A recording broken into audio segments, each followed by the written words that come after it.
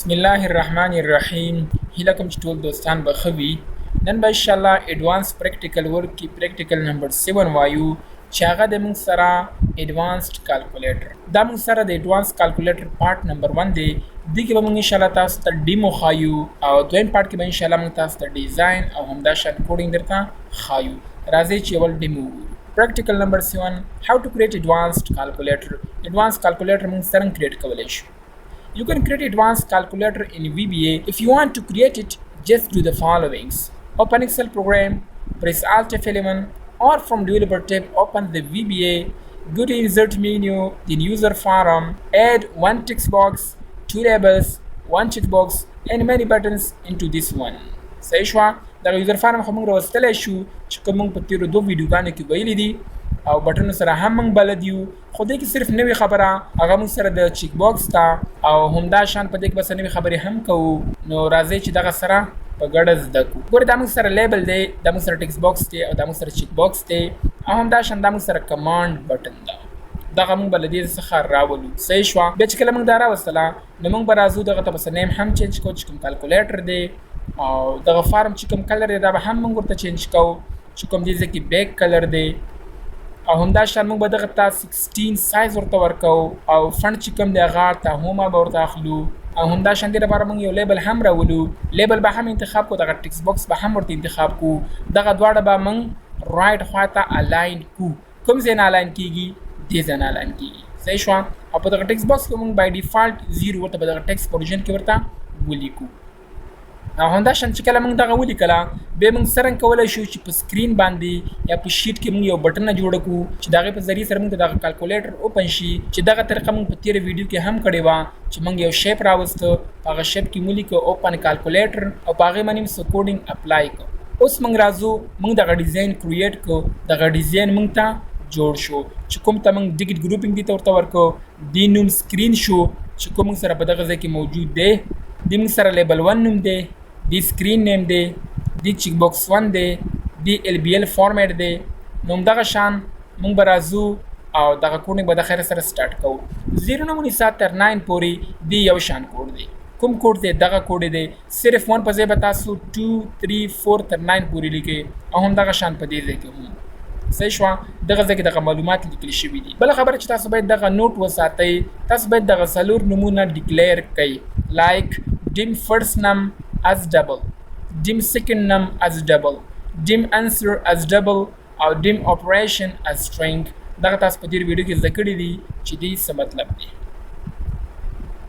ها اوس به موږ راځو موږ دغه بټنو ته موږ کوډینګ اپلای کوو. دغه بټن ته موږ کوډینګ ورکړه کنه. اوس راځو موږ دغه بټنو ته کوډینګ ورکوو چې د ټولو یو شان کوډینګ دی. سمپل دغه بس اپریشنز چې کوم ساين دی دغه به موږ ورته چینج کوو. لایک ډیوایډ نه به موږ پلس ته چینج کوو، بیا ماینس ته، بیا سټیرس ته، بیا کیریټ ته او همدا شان موډ ته. دغه هم وشو. دې نه پس موږ راځو کلیر بټن ته چې کوم سی بټن دی. دغه کوډینګ موږ په دغه طریقې سره لیکو. بله خبره موږ سره د چیک باکس ته چې دا موږ ته ډیکټ ګروپینګ کوي، دې لپاره موږ سره دا کوډینګ دی او دا موږ سره دغه پوینټ بټن نه لپاره دی چې کله موږ 2.5 لیکو یا 3.5 لیکو دې کې موږ ان سټرینګ فنکشن څخه استفاده کوو او دا موږ سره د کوډینګ دی. دا موږ سره چیک باکس والا کوډینګ شو. اوس راځو ایکول بټن ته. دا موږ سره د ایکول بټن کوډینګ دی چې کوم ټول یو شان دی. سمپل په دغه ځای کې لږ ټریک کول پکار دی او همدغه شان ایکول بټن څخه وروسته چې کله موږ په ایکول باندې کلیک کوو آیا څه دی وشي؟ کله چې موږ په ایکول بټن باندې کلیک کوو دغه ځای کې چې کوم نمبرز موږ لیکلي وي دا دی په دغه نورو نمبر سره خپله به دې کې ایډ شي، ورسره ودې لیکل شي. مطلب دا دی. صحیح شوه. نو دې دپاره موږ انټر موډ ته راځو. بل مسټیک چې هغه موږ ته په نظر باندې راځي، ګوره موږ څه لیکلي دي 2 + 3 چې کله موږ از ایکول ټو وخت موږ ته 5 ولیکو دا موږ ته راغلی. کله چې موږ دوباره 5 پریس کړو نو دغه مخکینی چې کوم لیکلو دا په دې ځای کې او مغه شان پاتې دي. دا خو یو مسټیک دی کنه. دې د حل لپاره به موږ راځو ایکول بټن باندې به ډبل کلیک کوو او په هغې کې به موږ ایگزیټ موډ ته راځو. ایگزیټ موډ کې به موږ څه ورته لیکو؟ لیبل 1 ډاټ کیپشن از ایکول ټو خالي. دغه لیبل 1 چې کوم دی دا د ماته خالي پاتې شي. چې کله زه د ایکول څخه وروسته بله بټن باندې کلیک کړم هغه به ماته خالي شي.